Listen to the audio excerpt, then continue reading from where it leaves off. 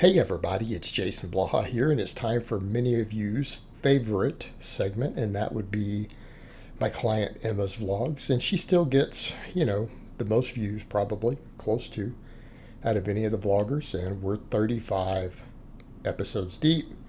Now, for those of you who know, we run conjugate for her. She did ask if, would she make better progress switching to something else? I told her not necessarily. If you're enjoying this, let's keep going.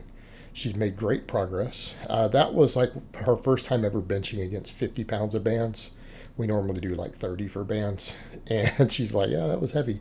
She only got like 115 plus the bands, which is still pretty good considering her bench is up in the 150s. And ironically, I had someone come through in her last vlog and I just banned them. Just like, oh, she can't do a single chin up, she swings.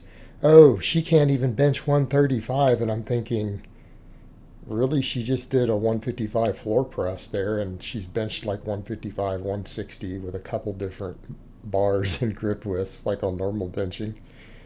She's sumoed and conventional both 315, and she's hit like a 245 back squat.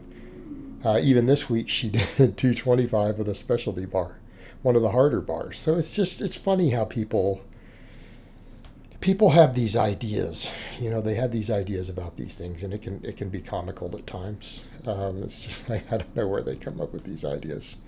But she got 11 chins there, 11 chin ups, and her max effort bench day, again, it was benching with bands. We do a normal competition style pause bench for sets of 10. She does chins, she does press downs. Now we're changing this up a little bit. Some of this up a little in her next block. She's finished her cut. She's sitting around 138, 139. All right, she's like, all right, I need to get back to making gains. So we're going to start slow bulking her back up. And keep in mind, for her, when we talk about bulking, we're talking about 10 pounds over a year. That's basically more or less what we did last time. All right, and now she's gotten quite lean. She's ready to put on a little more muscle, get more PRs, get stronger. And we just got, again, a 225 squat with the safety squat bar. All right, with the safety squat bar. It's the hardest bar. It's the most difficult bar, in my opinion, to work with. All right. After that, we do cambered bar good mornings for her. And so people always wonder, for her posterior chain stuff, what do we rotate? You guys will notice we rotate 3 basic hip hinges. We do Romanian deadlifts, we do safety bar good mornings, we do cambered bar good mornings.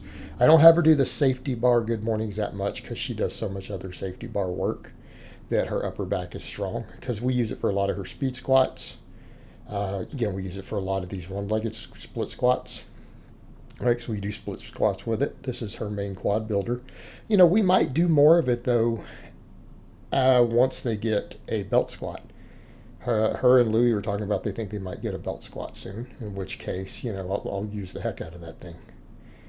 So we do the split squats, and then we finish up with reverse hypers. And again, I've never had her go heavy on reverse hypers. We always do really, really high reps for her. And that's the way that we use them for her. I use them as more of a restoration tool. I've never used them as a main builder. And it's just a tool that I have available in the future one day. If one day we really stall and her erectors and glutes are not responding to the other stuff the way that I want, I have that tool available. We've still never used it that way. It's always good to have options. All right, speed bench day. We always use bands for her because they don't have chains, and I prefer bands anyways. Even, I like either change people's bars or change to chains if we use the same bar. But, in their case, I always use bands. Although I could always switch up bars at some point on this, but her benching's always done good. We do a third of her sets wide, medium, and then close. She did chin-ups again this week.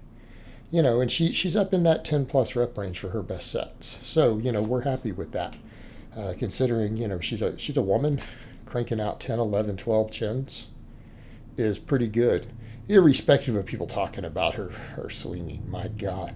Like, imagine being that much of a hater that you see a married woman in her mid-20s whose vlog is being put up by her coach to literally clown on the fact that a woman who does 10 to 12 chin-ups uses a little swinging. My God. So we do chins after the speed benching. This week we're doing flat dumbbell presses. I'm going to rotate her to overhead press next block. I want to keep those shoulders strong. To keep the shoulders strong, she gets plenty of chest pressing through the week. Not worried about it. So this week it's still the dumbbell chest presses, and then we do again some tricep press downs. Now I am going to throw in some different tricep work for her coming up, just to change things up a little bit, be a little different for her. Again, maybe get her acclimated to a new tricep exercise.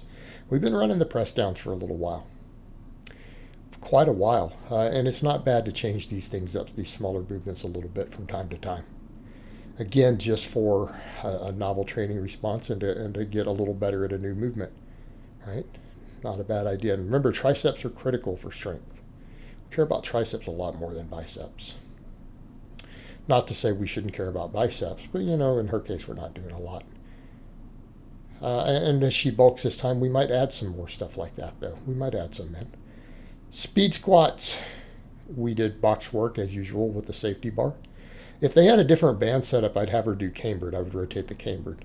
But, I don't really fully like the way she has to set up the bands there. And there's such a learning curve to put bands on a cambered. I've done it. I just normally keep her with that bar. Although I could rotate in some ways with a straight bar if her shoulders didn't mind. We did conventional against bands this time. Next block, we'll rotate one more week conventional, then we'll switch back to sumo speed pulls. She does split squats afterwards, right? We do split squats. Then we do reverse hypers. And of course, I have her finish up with her hanging leg raises at the end. And again, one of my favorite squat accessory movements, right? Hanging leg raises, they'll help your squats. I've said this many times there. And I always quote Dave Tate with that. And I think it's hard to go wrong and say that Dave Tate doesn't understand the squat. I mean, we got to be realistic here. Dave Tate knows how to get your squat strong. Dave always says that, in his opinion, the hanging leg raise is one of the best squat accessories and probably the best ab exercise for the squat. So we use it.